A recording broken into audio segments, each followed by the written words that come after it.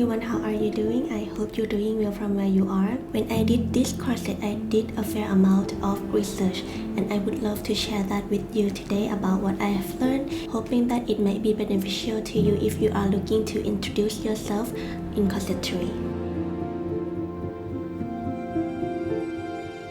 Although I did my best in double checking each piece of information, but don't forget that corset is a piece of cloth that has been developed for over centuries, so it's such a big topic.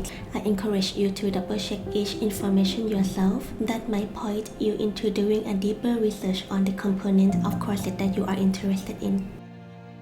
Let's start with what is a corset.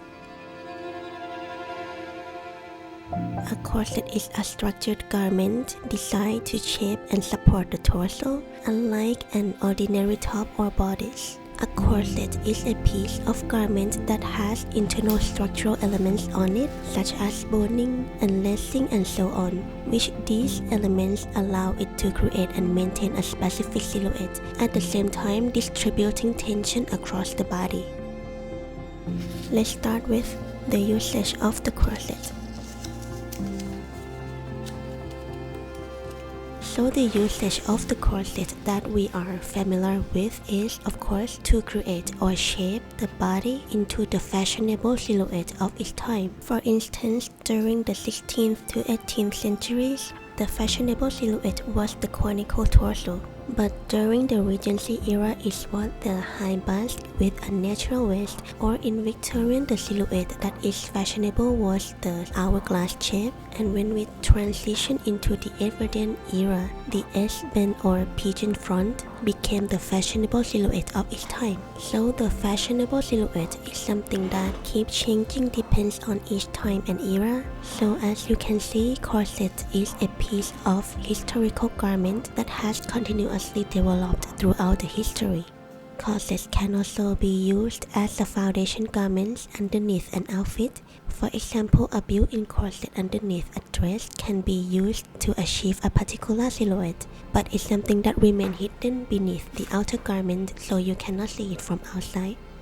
Apart from this, corsets are also used for waist training as well as for medical or orthopedic purposes. So corset is a type of garment that has various usage based on various purposes. And in the context of modern fashion nowadays, we mostly see corset being used as both visible and hidden garment underneath the actual garment, whether in ready-to-wear fashion, haute couture, bridal, lingerie, or even performance and costume design as well. So how many types of corset do we have? So the more that I did the research on corsetry, the more that I realized that there isn't an official classification of the corset per se, because you can classify it in so many different ways. For example, it can be categorized by how much of the torso part of the body that the corset covered, or by historical era like Regency, Victorian, Edwardian, and so on. Or you can categorize it by their purposes, their silhouette, and so on. So today I have curated 4 types of corset that I think it might be a good starting point for you to know. The first is the underbust corset, and as the name suggests, it sits just below the bust and extends down to the hips. And because it doesn't cover the bust area, so it usually worn with a bra, chemise, or another garment. This is the most common type of corset you will see today, and is often recommended for beginners because it's something that's generally easier to fit and more versatile. The second is the overbust corset. So unlike underbust corset, it extends over the bust, meaning it can provide you bust support as well as shaping the waist and torso at the same time. So overbust corsets are commonly seen in bridal wear, evening gowns, lingerie, haute couture, historical dress, and so on. And since they have to fit both the bust and the torso area at the same time, so they are usually more challenging to draft and fit correctly compared to the underbust corset.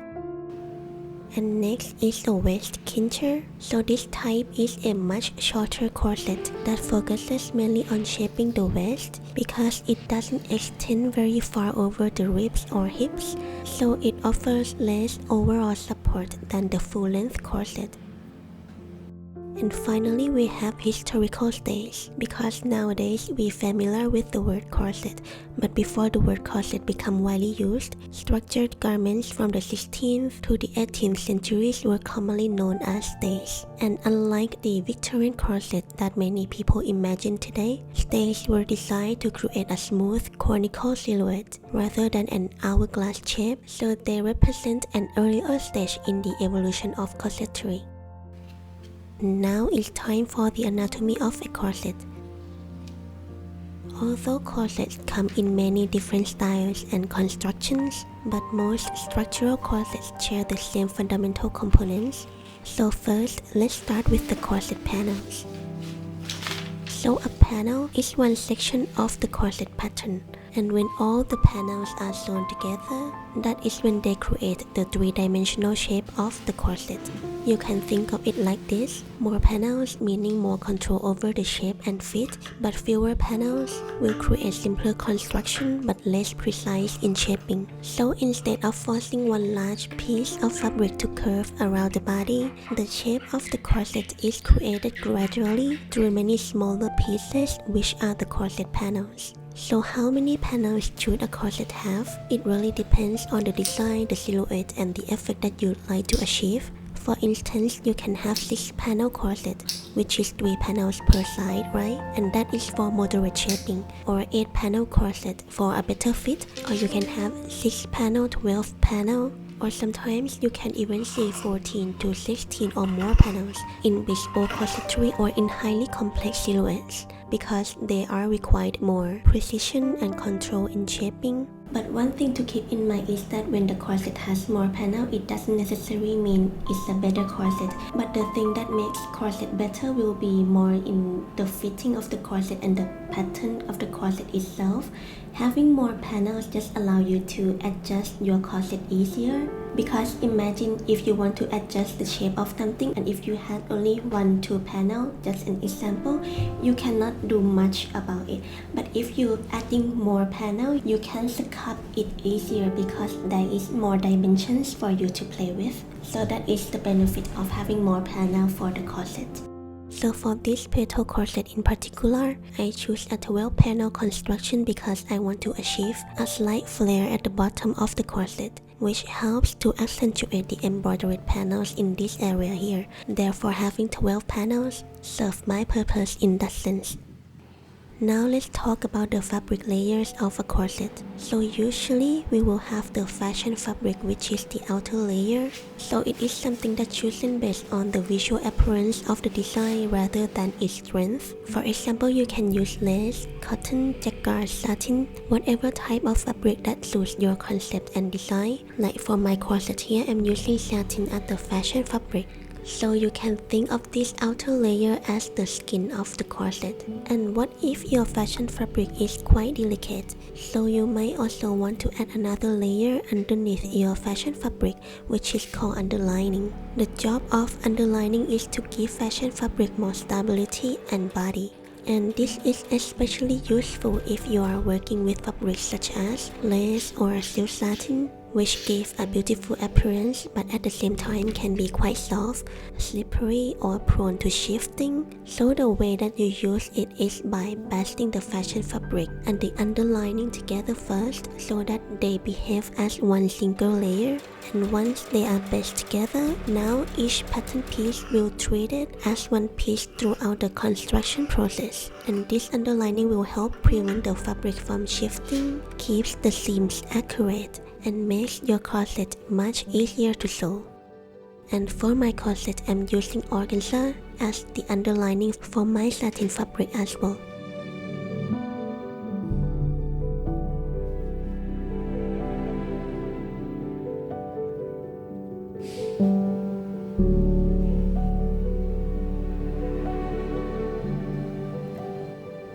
And next is the most important layer, which is the strength layer, also known as the structural layer or foundation layer of a corset. And this layer is like a heart of the corset, because this layer is the layer that actually carries the tension when the corset is tied in with the lacing, so you can think of it as the skeleton of the corset.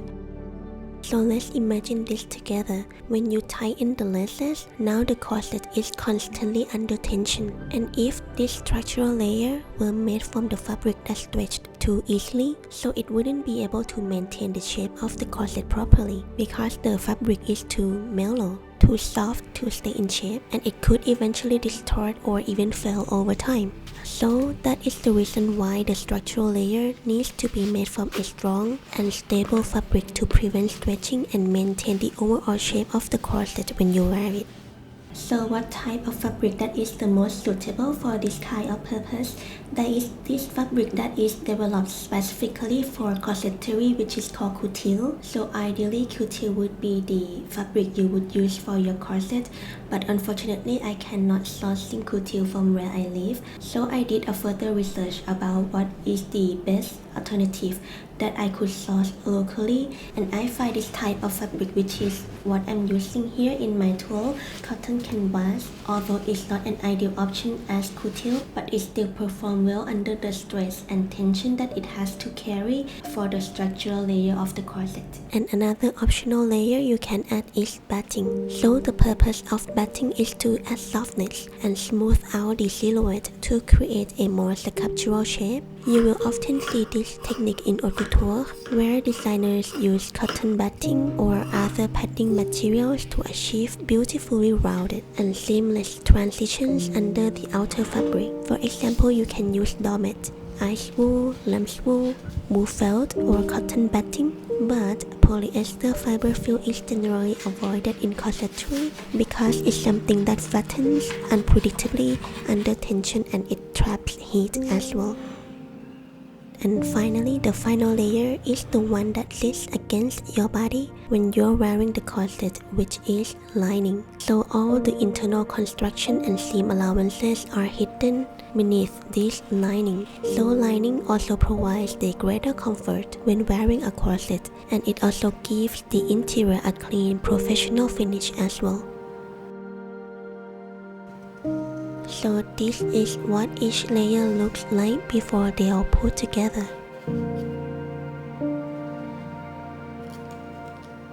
And one important point is that not every corset consists of these layers. You can have a single layer corset made entirely from couture with no separate lining, or you can have a corset that consists for only 2 or 3 layers. But the most important layer required in a corset is the structural layer, because it is the area that all the internal construction takes place. So a garment without structural layer may be considered as corset-inspired item rather than an actual corset itself. Another essential component of the corset is of course boning.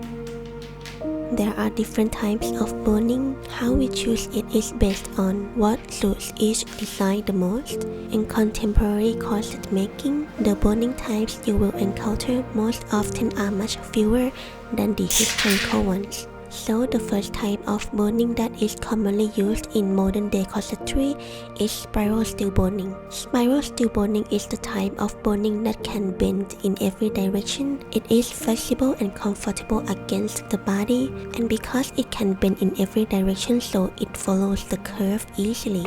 So it's the type of boning that provides support without feeling too rigid. And next we have flat steel boning, which is a solid strip of spring steel. It provides strong vertical support and keeps the seam straight. And when you actually make your corset, you can combine these two in one corset as well. For example, using flat steel boning on the area that needs strength and strength at the same time, such as center front and center back seams, and using spiral steel boning on curved areas like princess seams. Another option is plastic boning. It is the type of boning that is more affordable but provides less support, as well as it can warp with body heat. Plastic boning is quite common in fashion garments such as fast fashion pieces, but less common in more serious corsetry.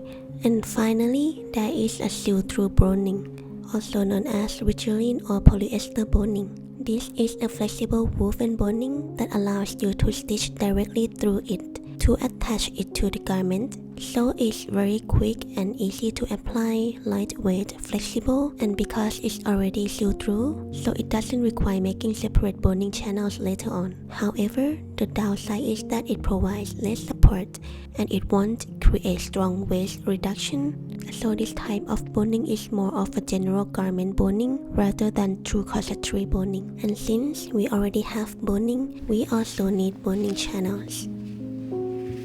Boning channel is a fabric casing or tunnel that holds the boning securely in place. So it's like a fabric tunnel that the boning slides into. And the most common types of boning channel you can use, for example, you can use sew-in boning channels, which is a strip of fabric is sewn onto the structural layer to create a channel on the inside, or external boning channels, which is the channel that's sewn outside the corset and making them visible, and it can be used as decorative design feature. Or you can use seam channels, which is the seam allowance itself that is being used to form the channel. Or you can use tape boning channels, which is a ready-made tape. For example, you can use cotton herringbone tape or twill tape and stitch it onto the corset to create a strong, durable channel. And tape boning channel is the method I'm using for the petal corset as well, by using cotton herringbone tape and sewn along the corset. But thing to remember is, whichever type of channel you choose, keep in mind that the boning should slide in smoothly without enough room to twist, rotate, or shift from side to side. As the general rule, a good boning channel is typically 0.5 or 1 mm wider than the boning itself. And the boning should also be slightly shorter than the channel to prevent it from wearing through the top and the bottom edges, so leaving a gap of roughly 5 to 7 mm at each end should be efficient. The next component of the corset is the busk. A busk is the rigid front fastening of the corset. It consists of two interlocking steel pieces, one side with studs and the other side with loops. So busk is the area that allows the corset to be opened and closed while keeping the central front straight and stable. But not every corset has a busk though, so this component is more like an optional component. So you might want to implement it onto your corset if you need a convenient front opening or a rigid well-support central front, or if you want an easier dressing without having to completely unlace the back and wear the corset and lock it from the front part instead. Next, we have the waist tape, sometimes also called waist stay. It is a strip of strong non-stretch tape sewn along the waistline inside a corset. So imagine this together. When you tie in the corset using the back lacing, and now the fabric experiences immense tension, and especially around the waist area. And because one of the main goals of a corset is to cinch the waist, right? Although we already have the structural layer to handle this stress, but by adding this non-stretch tape along the waistline can help secure it even further, because it helps distribute that heavy tension and prevents the corset from stretching out of shape or distorting over time. So what material you can use for this? You can use cotton herringbone tape, cotton twill tape, or gross grain ribbon. Here I'm using 1.5 inch wide gross grain ribbon, and as you can see, it's a firm non-stretch material, and the waist tape will be sewn directly onto the structural layer by following the natural waistline across all the corset panels. Next, let's talk about corset closures. When we close the corset, it can be closed in several different ways. The first method is an eyelet. An eyelet is the general term for reinforced hole through which a lace or cord passes. And a grommet, which is the one I'm using here, is a specific type of two-piece metal eyelet, which consisting a top ring and a washer on the reverse side, which will compress together by using a setting tool or press. So grommets are significantly stronger and much less likely to pull out under the stress than single-piece eyelets. Hence, this is why it's making them the standard choice for functional corsets. And another option you can use is hollow loops, and these are narrow loops made from the bias cut fabric tubes. Even though they are quite rare in traditional corsetry, because they cannot withstand heavy lacing tension, but they are frequently seen on decorative bag closures or in couture gowns and fashion corsets as well. And another options for the closures, you can use busk as well, which is what we mentioned before. Apart from this, you can use zippers or hook and eye strips for lighter duty fashion corset pieces. And since we already have all of these holes and the lacing to pass through, next let's talk about lacing. Unlike a zip or buttons, lacing allows the corset to be adjusted precisely to one's body. So it's like a highlight of a corset because this is the key component that adjusts the fit, creates compression around the torso, and achieves waist reduction. And there are also different lacing patterns and techniques you can use. For example, crisscross lacing. This is what you will see like 95% of the time nowadays, which is the pattern that the lace crosses over itself in an X shape between each pair of eyelets. It is easy to pull while provides even tension. Or you can use spiral lacing, or single thread lacing, double thread lacing, or you will also hear the term bunny ears. This isn't actually a lacing pattern but more like a tightening system by leaving two long loops at the waistline, and you can easily pull to cinch the waist and adjust the bust and the hips and tie a firm bow. Or you can see the variation of the bunny ears, which is inverted bunny ears. You might also encounter fan lacing, which was the method that popular in the late Victorian era, though it is quite rare and unusual today. And next, we have binding. Binding is a strip of fabric applied to the top and the bottom edges of a corset to enclose that raw edges and to protect the structural layers, and at the same time provide a clean, durable finish. So it helps protect these vulnerable edges from fraying, abrasion, and premature wear. So what we can use for it?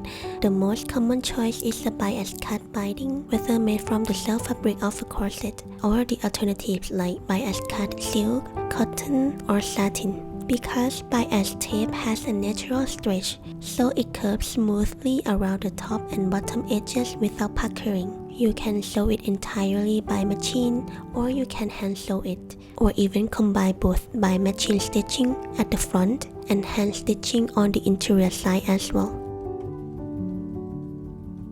And next is an optional component, which is the Modesty Panel. A Modesty Panel is a fabric panel placed behind the back lacing to cover exposed skin and provide a cleaner, more polished appearance, which creating a smooth, continuous look across the back. You can sew it directly to one side as an attached panel, or make a floating panel that can be taken out whenever you like. And finally, our last optional component is flossing. Flossing is a decorative embroidery stitched around the ends of the boning channels. Historically, it helped to secure the boning to prevent the metal from shifting or wearing through the fabric over time. But nowadays, it becomes less critical because modern boning is usually capped with metal or plastic tips already, so it held in well-constructed channels already. But however, handwork flossing is still regarded as a true hallmark of a high-quality and historically inspired corsetry.